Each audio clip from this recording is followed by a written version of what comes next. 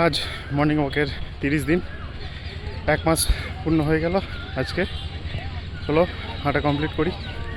হেঁটে তখন PT exercises করব। নমস্কার, আজকে আমরা পাঠ করব তৃতীয় অধ্যায়, আপনার অবচেতনের অদ্ভুত কর্মশক্তি। আপনার অবচেতনের শক্তি অনেক। এটি আপনাকে অনুপ্রাণিত করে, আপনাকে পরিচালিত করে এবং এটি আপনার স্মৃতি থেকে বিভিন্ন ঘটনা, ছবি, নাম ইত্যাদি পুনরুদ্ধার করে। আপনার অবচেতন আপনার হৃদস্পন্দন চালু করে, রক্ত সংবহনকে নিয়ন্ত্রণ করে, খাদ্য পরিপাক করে, খাদ্যগুণ শরীরে আত্তীকরণ করে।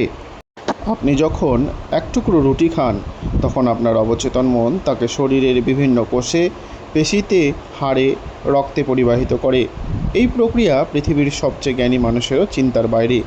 আপনার অবচেতন মন আপনার শরীরের সমস্ত গুরুত্বপূর্ণ প্রক্রিয়াকে নিয়ন্ত্রণ করে এবং সব সমস্যার সমাধান জানে। আপনার অবচেতন কখনোই ঘুমায় না বা বিশ্রাম করে না, এটা সব সময় কাজ করে। কোনো একটি কাজ যেটি আপনি ঠিকঠাক সম্পন্ন হয়েছে দেখতে চান, তা ভেবে যদি আপনি ঘুমাতে যান, তবে আপনার অবচেতন মনের অলৌকিক কার্যকরী শক্তির পরিচয় পাবেন। দেখবেন কি অদ্ভুত শক্তি বলে আপনি আপনার চিন্তার সেই কাঙ্ক্ষিত ফল আপনি লাভ করেছেন। এটি শক্তি ও জ্ঞানের মূল উৎস। এই শক্তি বলেই পৃথিবী আবর্তিত হচ্ছে, সূর্য আলো বিকিরণ করছে, গ্রহাদি নির্দিষ্ট কক্ষপথে পরিভ্রমণ করছে। আপনার অবচেতন মনই হলো আপনার আশা, আকাঙ্ক্ষা, আদর্শ ইত্যাদির মূল উৎস।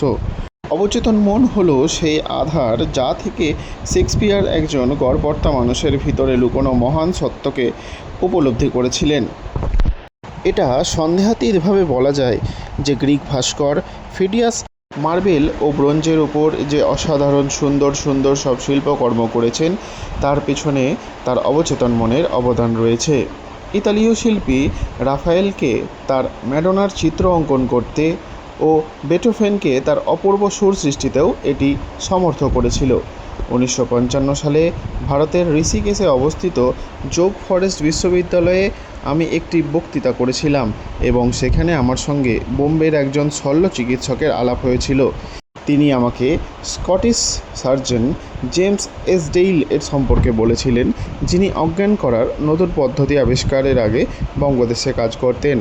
1843 ও 1846 সালের মধ্যে ডক্টর এস ডেইল প্রায় 400 বড় বড় অপারেশন করেছিলেন, যার মধ্যে চোখ, কান, কপাল থেকে শুরু করে টিউমার ও ক্যান্সারের অপারেশন রয়েছে। সমস্ত অপারেশনই তিনি করেছেন মানসিকভাবে অবশ করে। ঋষিকেশের ওই ভারতীয় ডাক্তার আমাকে জানালেন যে ডক্টর এস ডেইল যে সমস্ত অপারেশন করেছেন, তার অপারেশনের পরের মৃত্যুর হার খুবই কম, 2 থেকে 3% মতো। ডক্টর এস ডেইল তার রোগীদের অবচেতন মনকে প্রভাবিত করে বোঝাতেন যে কোনোরূপ সংক্রমণ ঘটবে না। মনে রাখতে হবে, এসব হয়েছে লুই পাস্তুর, জোসেফ লিস্টারদের আগে, যারা রোগের কারণ হিসাবে ব্যাকটেরিয়া ঘটিত রোগ ও সংক্রমণের কারণ হিসাবে জীবাণুমুক্ত করা হয়নি এমন সরঞ্জাম এবং মারাত্মক ধরনের প্রাণীসত্তার দিকে আঙুল তুলেছিলেন। এই ভারতীয় শল্যবিদদের মত অনুযায়ী রোগীদের অবচেতন মনে এই ধরনের পরামর্শ দেওয়াতে মৃত্যুহার উল্লেখযোগ্যভাবে কমেছে। তার পরামর্শের প্রকৃতি অনুযায়ী তারা সাড়া দিয়েছেন। এটা সত্যিই অসাধারণ যে একজন শল্য চিকিৎসক 120 বছর আগে অবচেতন মনের অসাধারণ কর্মক্ষমতাকে আবিষ্কার করেছিলেন। আপনি যখন থেমে যান এবং আপনার অবচেতন মনের ক্ষুদ্র ক্ষমতার কথা ভাবেন, তখন তা বিস্ময়ের কারণ হয়, তাই না? এর অতিচেতন ক্ষমতার কথা ভাবুন। স্থান, কাল, পাত্র নিরপেক্ষ, স্বাধীন এবং সমস্ত দুঃখ, দুর্দশা ও সমস্যার সমাধান করার ক্ষমতা এর মধ্যে আছে। এসব ছাড়াও আরও অনেক শক্তি, জ্ঞান আপনার মধ্যে আছে, যা আপনার জ্ঞানেরও অতীত এবং আপনাকে বিস্মিত করতে পারে। এই সব কিছু রয়েছে আপনার অবচেতন মনের ক্ষমতার উপর বিশ্বাস স্থাপনের জন্য। আপনার অবচেতন আপনার জীবন খাতা।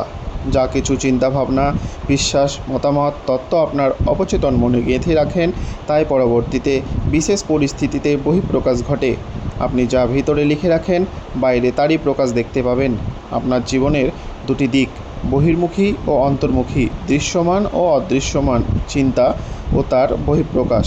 আপনার চিন্তা আপনার মস্তিষ্ক দ্বারা গৃহীত হয়, যা সচেতন কার্যকরী মনের অঙ্গ। যখন আপনার সচেতন ও বাহ্যিক মন কোনো চিন্তাকে সম্পূর্ণভাবে গ্রহণ করে, তখন তা প্রথমে আপনার মস্তিষ্কে পৌঁছায়, সেখান থেকে তা আপনার মজ্জাগত হয় এবং পরে তা আপনার অভিজ্ঞতা রূপে প্রকাশিত হয়। আপনার সচেতন মন যা ভাবে, যা সিদ্ধান্ত নেয়, তা সেখানে সংস্কার রূপে জমে যায়।